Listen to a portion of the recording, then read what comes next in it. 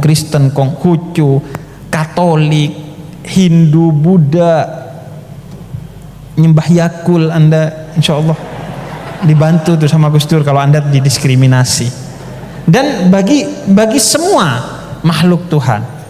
Karena kenapa? Karena wawasan yang begitu luas dari Gus Dur. Dan memang itulah gunanya dari perbedaan. Kata Khalifah Al-Mansur ketika ditanya, kenapa engkau membiarkan perbedaan itu hidup dalam kepemimpinanmu?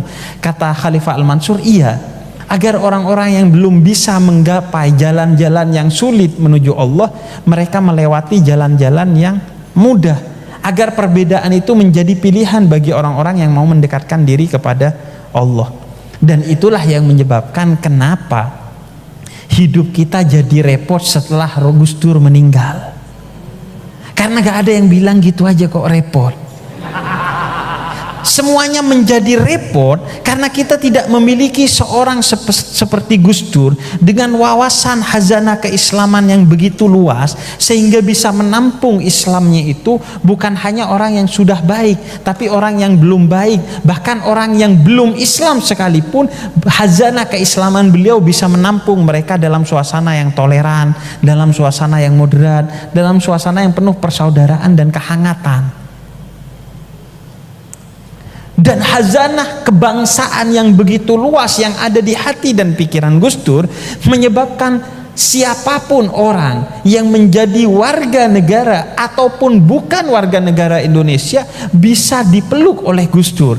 Cerita Mbak Alisa tentang orang-orang dari Papua itu karena wawasan kebangsaan yang begitu luas, hati yang begitu lebar dan pikiran yang begitu jernih dari almarhum Gus Dur, sehingga kemudian siapapun bisa diterima oleh Gus Dur dengan ragam perbedaan pandangan kebangsaannya, sehingga kemudian Gus Dur melahirkan ijtihad politik kebangsaan untuk masyarakat Papua yang kemudian diterima oleh masyarakat Papua dan tidak mencoreng nilai-nilai NKRI kita sebagai orang Indonesia. Itu karena wawasan itu menyebabkan hidup kita gak repot. Yang bikin repot ini kan orang yang baru belajar Islam, baru kenal 1-2 ayat. Kalau sholat pakainya kulhu lagi. Itu yang bikin repot tuh. Yang wawasan keislamannya belum luas, wawasan kebangsaannya belum luas, sehingga ada perbedaan politik sedikit, itu akan menjadi konflik. Ada perbedaan pandangan keagamaan sedikit, itu akan jadi konflik. Itulah yang menjadi hidup kita repot setelah ditinggalkan oleh Gus Dur. Karena tidak ada orang yang seperti Gus Dur, yang memiliki wawasan yang luas dan berani. Yang terpenting adalah berani menyampaikan wawasannya itu kepada publik. Dan itulah yang dilakukan oleh Gus Dur. Memanfaatkan apa? Memanfaatkan salah satunya posisinya sebagai cucu dari pendiri Nahdlatul Ulama, sebagai cucu Mbah Hasyim Asy'ari. Karena Gus Dur tahu persis betapapun berbeda pandangan Gus Dur, orang akan tetap mikir dan hormat kepada Gus Dur. Dan itu dimanfaatkan. Privilege itu dimanfaatkan oleh Gus Dur bukan untuk dirinya, tapi untuk kemaslahatan umat.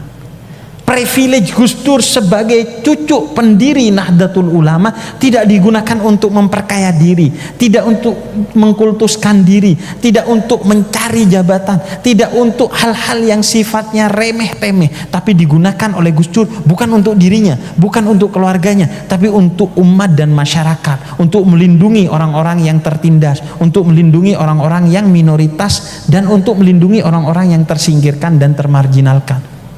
Itulah yang kemudian, itulah yang pada akhirnya kemudian saya coba tiru sedikit dari Gus Dur. Kita tidak bisa mungkin berjuang sebagaimana Gus Dur. Kita mungkin tidak punya keteguhan hati, kejernihan pikiran seperti Gus Dur. Tapi mari kita mencoba melanjutkan. Karena Gus Dur telah meneladankannya, saatnya kita yang melanjutkannya saat ini. Makanya saya mencoba melanjutkan, memanfaatkan privilege saya sebagai Habib untuk berbicara tentang nilai-nilai toleransi. Karena sedikit banyak orang sungkanlah kepada saya. walaupun nggak setuju kepada saya, tapi paling tidak sungkan lah untuk negor. Salah sih, tapi Habib. Menurut dia kan. Jadi mari kita, setiap kita itu diberi gift, diberi hadiah, diberi karunia oleh Allah. Nggak ada kita itu yang tidak diberi karunia. Makanya saya tidak pernah menyebut orang-orang yang tunanetra, tunarungu sebagai orang berkebutuhan khusus. Bagi saya mereka adalah orang berkemampuan khusus, bukan berkebutuhan khusus. Karena setiap orang oleh Allah diberikan hadiah, karunia, gift yang tidak diberikan kepada orang lain. Maka itu yang menjadi privilege kita. Cari privilege itu dalam diri kita, kemudian gunakan bukan untuk diri kita, tapi untuk orang lain. Kalian yang mendapatkan privilege sebagai anak orang kaya, gunakan harta itu untuk kemaslahatan umat. Yang mendapatkan privilege sebagai anak kiai, gunakan kegusan itu untuk memberikan kemaslahatan, jangan untuk petang-tang peteng-teng. Iya. Saya itu kan kalau mau gampang, kehabiban saya kan dibuat untuk petantang petenteng ya. Ngapain jadi untuk kemaslahatan? Tapi itulah hidup. Khairun nas anfa'uhum linnas. Sebaik-baiknya manusia, siapapun manusia itu adalah yang bermanfaat bagi orang lain. Dan terakhir, melanjutkan dari apa yang saya ambil dari Gus Dur. Sebagai ini, kenapa saya ceritakan? Agar setiap kita kemudian berpikir, pulang dari sini tidak sekedar kemudian oh selesai kita dapat berkah, enggak. Kita bawa PR, apa yang bisa kita teladani dari almarhum Gus Dur, apa yang kita bisa lanjutkan dari almarhum Gus Dur.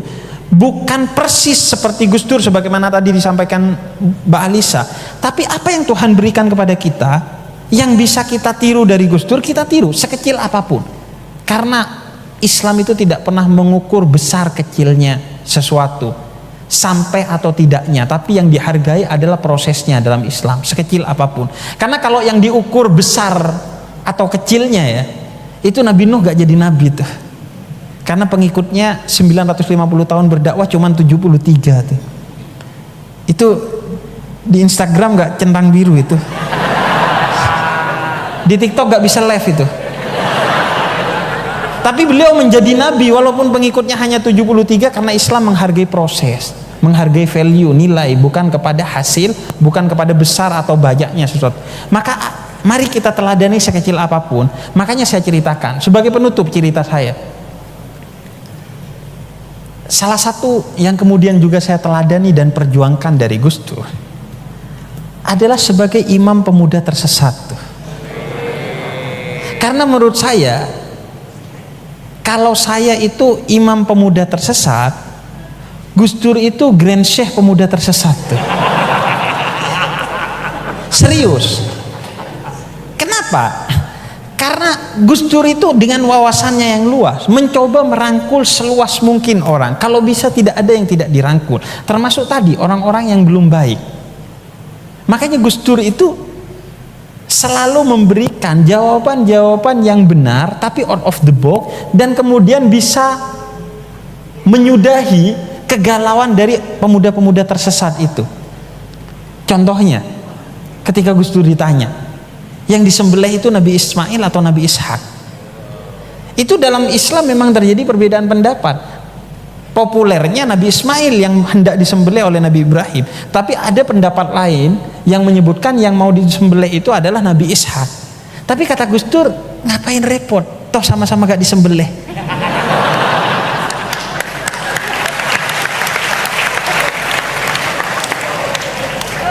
Iya, itu kan tipikal imam pemuda tersesat ya.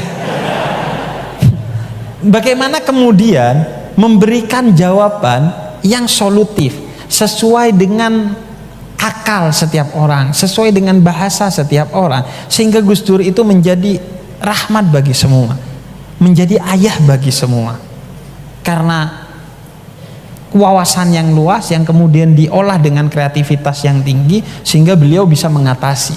Saya yakin kalau almarhum Gus Dur itu masih hidup sampai sekarang, itu ada banyak pertanyaan-pertanyaan pemuda tersesat itu yang selesai di Gus Dur tuh. Misalnya saya pernah ditanya tuh, kiamat itu kan hari Jumat ya. Negara yang masih Kemis atau sudah Sabtu itu gimana? Itu kan kita butuh Gus Dur untuk menjawab itu ya. Para kiai bisa menjawab itu, tapi kreativitas dengan sedikit komedi ala Gus Dur itu yang sulit untuk ditiru oleh kita. Misalnya kalau ada yang nanya pintu surga itu didorong apa digeser, itu Gus Dur yang bisa jawab itu. Makanya pada akhirnya malam hari ini kita sadar bahwa kita butuh Gus Dur, tapi bukan utamanya Gus Dur sebagai sosok, bukan utamanya Gus Dur sebagai presiden, bukan utamanya Gus Dur sebagai ketua NU, bukan utamanya Gus Dur sebagai ayah dari anak-anaknya, tapi Gus Dur sebagai satu rahmat bagi semua. Kita sadar bahwa setelah ditinggalkan Gus Dur, hidup kita repot, banyak orang terdiskriminasi, banyak orang tidak tertolong, banyak orang termarginalkan. Karena itu semua hal itu tidak sepatutnya dijadikan kenangan oleh kita. Kita kumpul di sini bukan untuk mengenang Gus Dur. Kita kumpul di sini bukan utamanya untuk mendoakan Gus Dur. Karena insya Allah Gus Dur telah begitu terkenang. Gus Dur telah banyak mendapatkan kebaikan dari kebaikan yang telah dilakukan ketika hidupnya, banyak mendapatkan doa. Tapi utamanya bagaimana krisis yang muncul akibat tidak lahirnya orang-orang seperti Gus Dur ini akan kita atasi mulai malam hari ini dengan terus melanjutkan perjuangan Gus Dur, karena Gus Dur telah meneladankan dan saatnya kita melanjutkan. Terima kasih. Sebelum menutup ceramah ini, mau menyampaikan terima kasih atas undangannya. Semoga ini bisa menjadi sesuatu yang kita bawa pulang dari Haul Gus Dur ini, dan tentunya kita berdoa bersama-sama semoga kita bisa meneladani Gus Dur, akan lahir generasi-generasi Gus Dur lainnya setelah ini, dan semoga itu bisa menjadi senyum bagi Gus Dur di sana. Terima kasih. Wassalamualaikum warahmatullahi wabarakatuh. Waalaikumsalam warahmatullahi wabarakatuh.